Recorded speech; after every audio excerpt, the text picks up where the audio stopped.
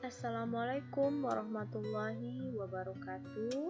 Selamat pagi dan salam sejahtera bagi kita semua. Semoga kita selalu dalam keadaan sehat dan selalu bahagia ya. Perkenalkan, nama Ibu Wulan Eka Pratiwi. Salam kenal semuanya.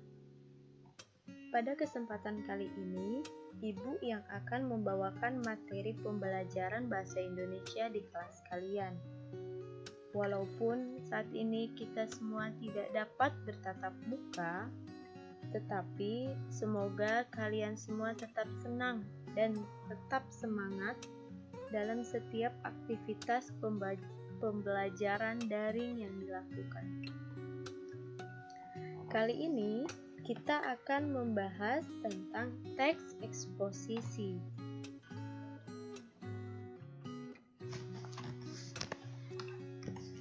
Baiklah anak-anak, langsung saja Ibu akan membahas kompetensi dasar dan tujuan pembelajaran. Kompetensi dasar 3.5 mengidentifikasi informasi teks eksposisi berupa artikel ilmiah populer dari koran atau majalah yang didengar dan dibaca. Ada 4 tujuan pembelajaran dalam kompetensi ini. Yang pertama, peserta didik dapat menjelaskan pengertian teks eksposisi. Yang kedua, peserta didik dapat menganalisis unsur-unsur teks eksposisi. Yang ketiga, peserta didik dapat menyebutkan ciri-ciri teks eksposisi. Yang keempat, peserta didik dapat menentukan pola-pola pengembangan teks eksposisi.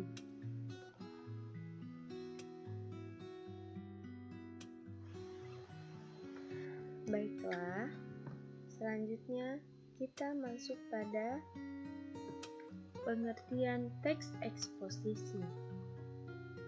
Apa yang dimaksud dengan teks eksposisi? Menurut Kamus Besar Bahasa Indonesia atau disingkat KBBI, eksposisi adalah paparan atau uraian yang bertujuan menjelaskan maksud dan tujuan dalam karangan. Teks eksposisi adalah sebuah teks yang berisi informasi dan pengetahuan yang dimuat dengan gaya penulisan yang singkat, padat, dan akurat. Lalu apa tujuan teks eksposisi? Tujuannya untuk memaparkan atau menjelaskan informasi-informasi tertentu agar pembaca mendapatkan pengetahuan. Selanjutnya, kita masuk pada unsur-unsur teks eksposisi. Ada 2 unsur teks eksposisi, diantaranya 1. Gagasan, yang merupakan ide atau pendapat dari si penulis yang biasanya berisi komentar, penilaian, saran, dorongan, ataupun bujukan. Yang kedua, fakta, yaitu data penguat pendapat atau data yang akurat. Jadi, susunan dari sebuah teks eksposisi antara lain yaitu ditampilkannya gagasan disertai dengan fakta, gagasan fakta seperti itu. Untuk lebih jelasnya, perhatikan contoh teks di bawah ini. Kita baca sama-sama. Pemerintah harus segera turun tangan untuk menyelesaikan masalah penebangan hutan secara liar. Jika dibiarkan, akan mengakibatkan bencana bagi masyarakat sekitar Gunung Lawu. Hutan gundul telah mengakibatkan tanah di Gunung Lawu mengalami longsor dan menimpa 12 rumah warga di Desa Jamus, Ngawi. Teks yang diberi warna merah merupakan unsur teks eksposisi dari gagasan. Mengapa demikian? Karena dalam hal ini si penulis ingin mengekspos pendapatnya mengenai masalah penebangan hutan secara liar yang jika dibiarkan akan menyebabkan bencana. Sedangkan teks yang berwarna hijau termasuk dalam fakta. Dalam hal ini, teks tersebut memberikan ataupun menjelaskan informasi sesuai dengan data yang nyata atau memang benar-benar terjadi.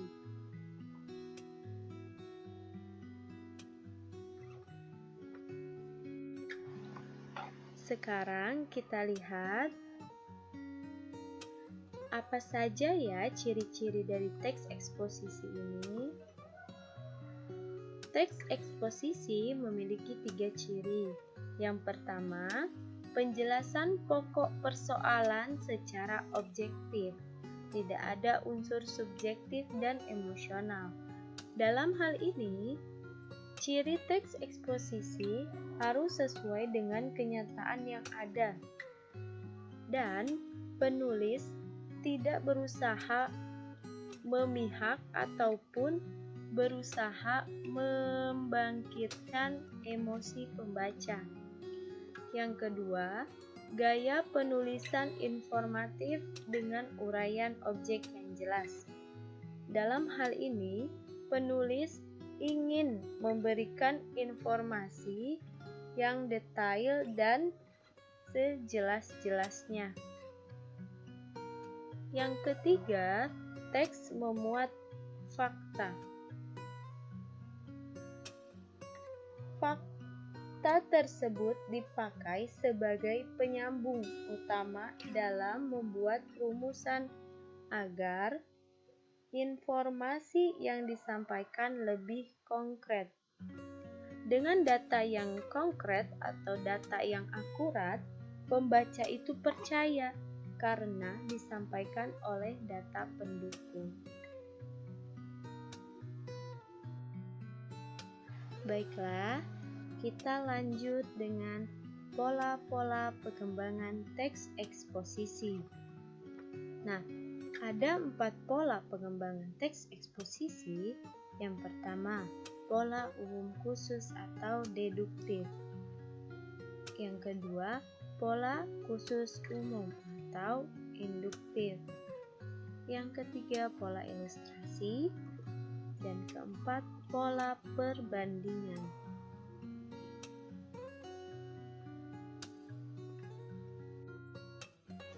Baiklah anak-anak, selanjutnya mari kita jabarkan masing-masing dari pola pengembangan. Yang pertama, pola umum khusus atau yang biasa disebut dengan pola deduktif.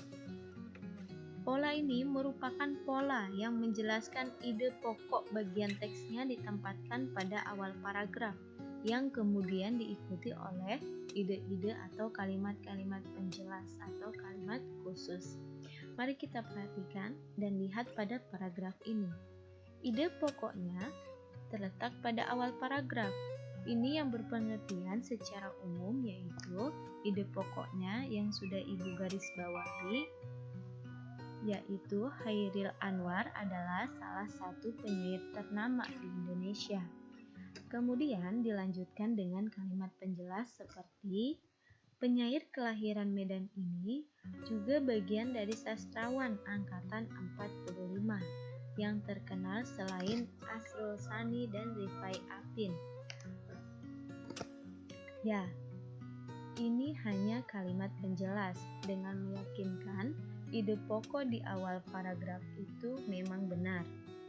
Nah, selanjutnya pola khusus umum atau pola induktif. Pada pola ini, kalimat utama terletak di akhir paragraf. Hal-hal yang bersifat khusus diikuti oleh uraian yang bersifat umum. Contoh, ini adalah danau terbesar di Indonesia. Letak danau ini adalah di Pulau Sumatera Utara. Danau ini adalah hasil letusan gunung berapi purba. Danau ini dikenal dengan Danau Toba.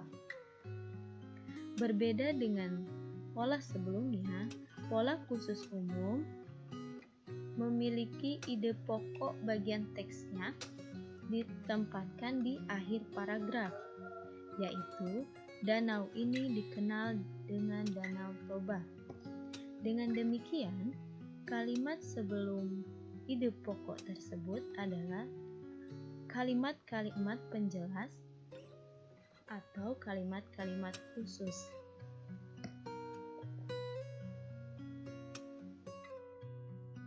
Nah, selanjutnya kita masuk pada pola pengembangan ilustrasi.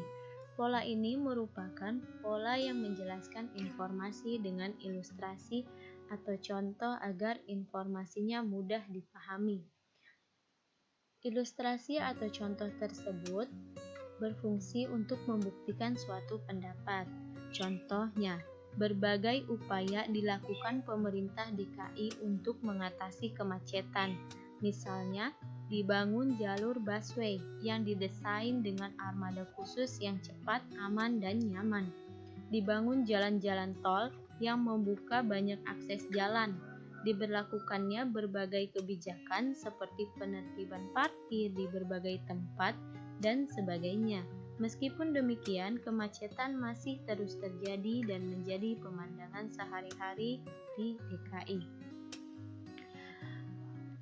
Pada paragraf ini, pola informasi yang diberikan dengan ilustrasi sudah cukup jelas, bahwa pada kalimat-kalimatnya memberikan ilustrasi dengan membuktikan suatu pendapat melalui sesuatu hal yang terjadi di DKI.